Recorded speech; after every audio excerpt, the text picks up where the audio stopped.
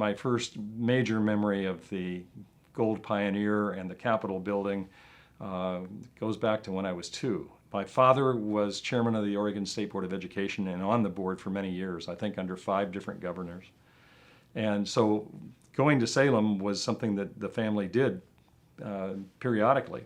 And my second birthday was actually celebrated with a pie sitting under the giant sequoias on the Senate side of the park next to the Capitol building and feeding the squirrels, which was my request. Well, I think a 2-year-old would confront the Capitol and say that is a really big place. And you walk into the rotunda and it's massive. And if you've grown up in Oregon and haven't seen anything like it, it is exceptional. It to this day is breathtaking to walk into the rotunda and try to take in all that is there, the friezes, the Great Seal of the state on the floor, and looking all the way up to the top of the tower. It is breathtaking.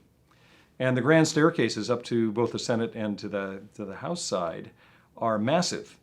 And so Oregon doesn't have a lot of architecture like that. And if you've grown up kind of a suburban, rural background, I appreciate that when school kids come to that building, they all of a sudden have an experience unlike any other.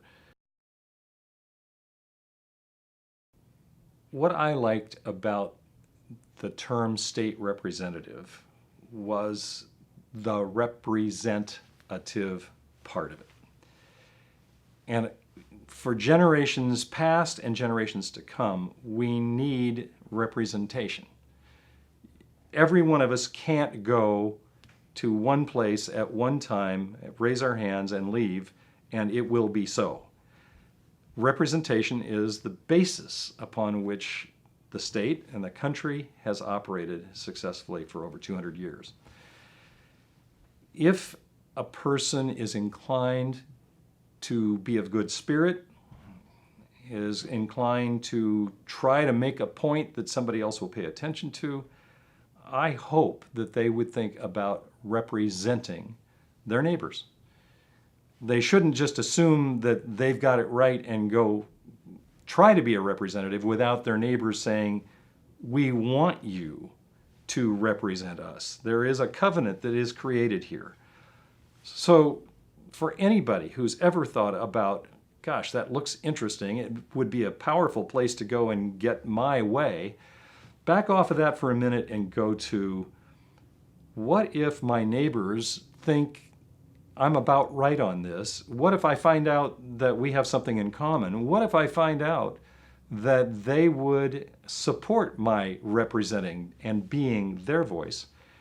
That is a very honorable approach to citizenship. And so we have to have that quality.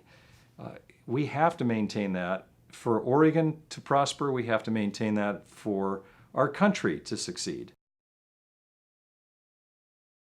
I really like the idea that people from all 36 counties in this state, which is 100,000 square miles of territory on the planet, can come together in one place and actually talk about solutions. You don't always get your solution, but it's a convening place. And one thing I learned at the Ford Family Foundation is if you can convene people and you can build relationships and you can have sensible conversations about all the extremes, sometimes you get to a good result.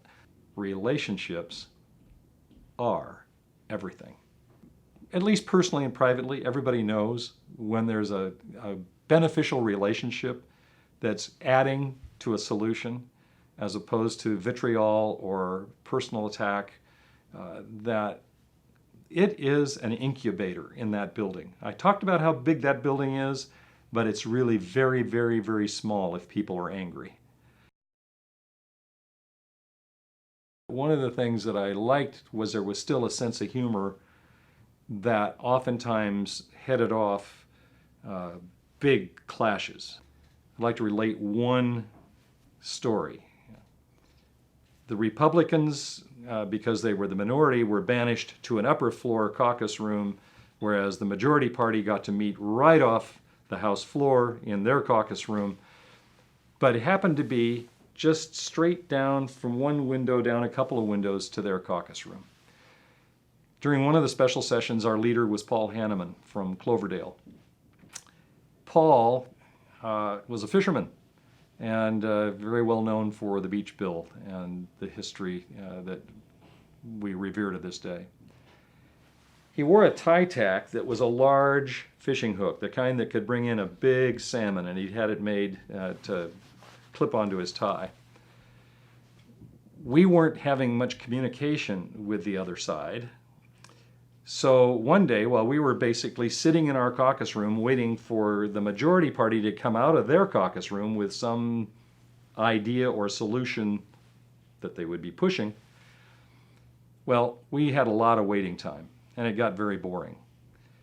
So we took Paul's fish hook, we tied a line that we got down off of one of the window curtains onto the fish hook, and we put a note on it to the Democratic caucus leader and lowered it out the window and then swung it back and forth in front of the Democratic caucus room. And we didn't know whether anybody would look out the window and see it. Someone did. You could feel the line being tugged in, you could feel the note going off, and so we waited. And then we felt a tug on the line, and up 2 stories up the Capitol wall comes a note from the Democratic caucus to the Republican caucus. And I'm guessing that the first couple of them were kind of trite or funny or just cute. But A, it broke tension, and B, it finally alerted us that something was coming together and we wouldn't be waiting much longer. Nobody was coming up knocking on the door to say this, but just by having a little fun and being real and genuine, using a fish hook by the fishermen, we actually got communication going again.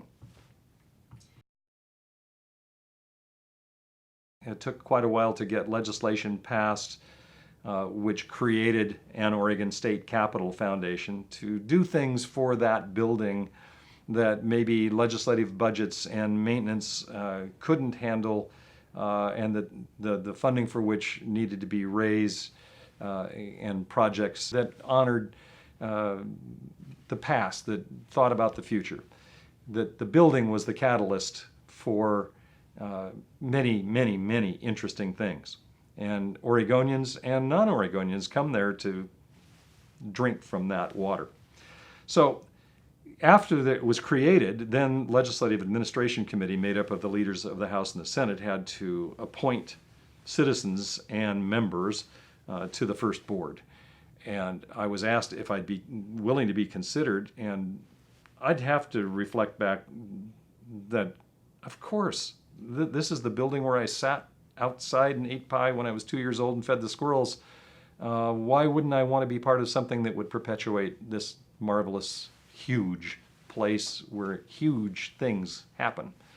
And today, the Oregon State Capitol Foundation, a couple of decades later, it's funded, it raises funds, it has major projects, it puts on cultural events that benefit the public in and around the building, and it's just a wonderful chance personally to stay connected with some people that 20, 30 years ago I was working with in other ways. The relationships are still there. In fact, I'd have to say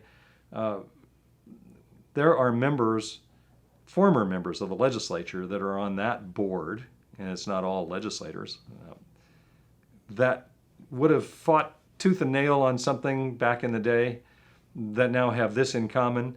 And what we really enjoy are the war stories we can tell. I've mentioned the bumper sticker, the older I get, the better I was. And this is a group of people that uses that as an incentive to come together and do good things for the Capitol.